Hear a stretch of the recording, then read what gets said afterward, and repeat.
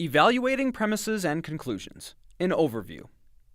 So far, you know that arguments are made up of a conclusion and the premises offered to defend or uphold it. Some arguments are deductive. That is, if the premises are true and the form of the argument is valid, then the conclusion has to be true and the argument is sound. Other arguments are inductive. In inductive arguments, if the premises are either true or at least acceptable, remember that means that they're relevant to the issue at hand and provide sufficient justification, then the conclusion is likely to be true, and we consider these inductive arguments to be strong. In questioning both types of arguments, there are a number of evaluations you can make to determine the soundness or strength of the argument. In this module, you will learn about two main ways to evaluate an argument. First, you'll hear about how to evaluate premises in and of themselves, on their own merits.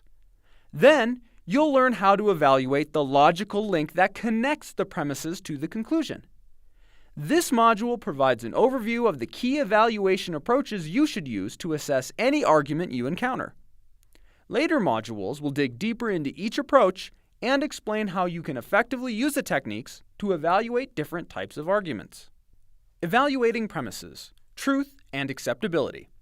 Premises supply the evidence on which an argument is based, and their strength can range from the strongest premises that are straightforward facts, such as the earth revolves around the sun, to weaker premises, like personal opinions or value judgments, kind of like your friend saying, "This music is awful."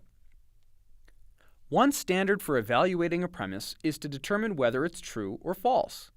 We can use observed or empirical evidence, that is, things we see, touch, hear, smell, taste, and so on, to figure out whether certain kinds of premises are true. Now, it may not be easy to determine the truth of a premise. For a lot of early human history, proving that the earth revolved around the sun was quite difficult. But we at least know how we're supposed to go determining its truth, which means proving or disproving the premise. Sometimes, while it may be possible in theory to actually observe the truth of a premise, it may be, practically speaking, impossible to do so.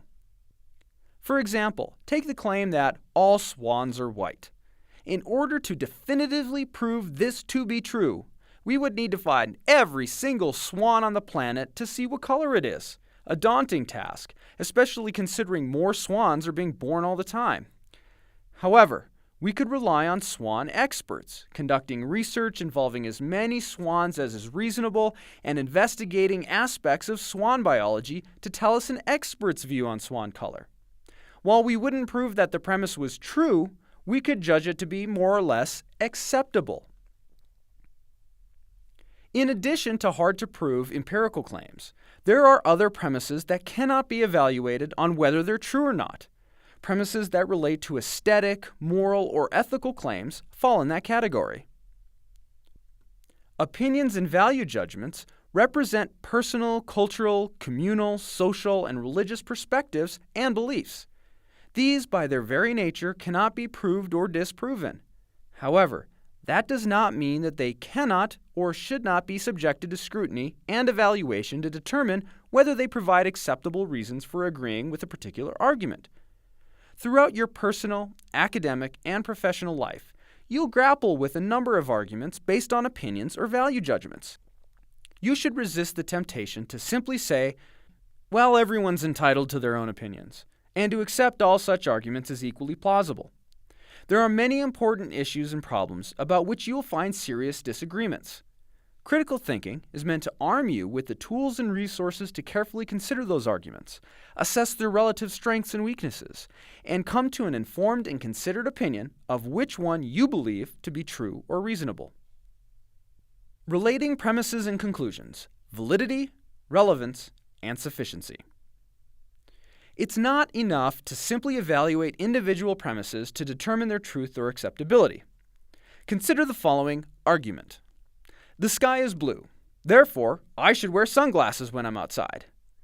Now, it is true that the sky is blue, but a reasonable person might wonder, what in the heck does the sky being blue have to do with wearing sunglasses? The truth of the premise does not necessarily guarantee that you're dealing with a valid argument. Instead, consider an argument that says, "The sun is bright. I should make sure to wear my sunglasses today." Now, this argument seems much stronger. And it is stronger because 1, the premise is, or can be determined to be upon visual examination, true, and 2, there's a reasonable connection between brightness and the wearing of sunglasses. Remember that deductive arguments are those where the truth of the premise can lead to a valid conclusion. So, when evaluating deductive arguments, you should look for whether the form of the argument is valid. A deductive argument has valid form if it is impossible for the premises to be true and the conclusion to be false. So to illustrate this, consider an example of an argument with an invalid form. Your friend tells you, "The old business building is worn out and it's unsafe, so we should tear it down for the safety of the students." While the premises that the building is old and unsafe are true, they don't necessarily lead to the conclusion that the building has to be torn down. One obvious alternative is that repairs could be made to make the building safe. In this case, even though the premise is true, it's still possible for the conclusion to be false because it's not necessarily related to the premise. Now, think about this alternative example that has a valid form. Your friend says, "The old business building is unsafe because it doesn't have a fire alarm system, which makes it unsafe. So we should install a fire alarm system for the safety of the students." Here, clearly, if the premise is true, then the conclusion must also be true. For inductive arguments, 2 separate standards must be used to evaluate an argument's logical validity: relevance and sufficiency. Instead of the true or not standard used for deductive arguments, inductive arguments rely more or less on acceptable premises to make them stronger or weaker. This makes the relationship between the premises and conclusions much more complicated. It's not the case that a premise you judge to be true can serve on its own to defend a conclusion. Instead, you are dealing with premises that are often opinion rather than fact, and these premises have a range in their acceptability. So, one thing you must do in evaluating an inductive argument is to first figure out if the premises are relevant to the issue at hand and the conclusion that's drawn. Imagine your professor asks the class, "Should I hold a review session before the midterm exam?" Your classmate responds by saying, "No, you shouldn't. The textbook for this class was really expensive." Now, the claim that the textbook was expensive may be a perfectly acceptable claim. But does it have anything to do with the conclusion that there should not be a review session? Consider an alternative response. "No, you shouldn't. My friend's in the other section of this class, and they aren't having a review session. I don't think it would be fair if we have one." In this case, you will still want to evaluate the acceptability of the premises about fairness, but it is clear that there is a connection between the premises and the conclusion.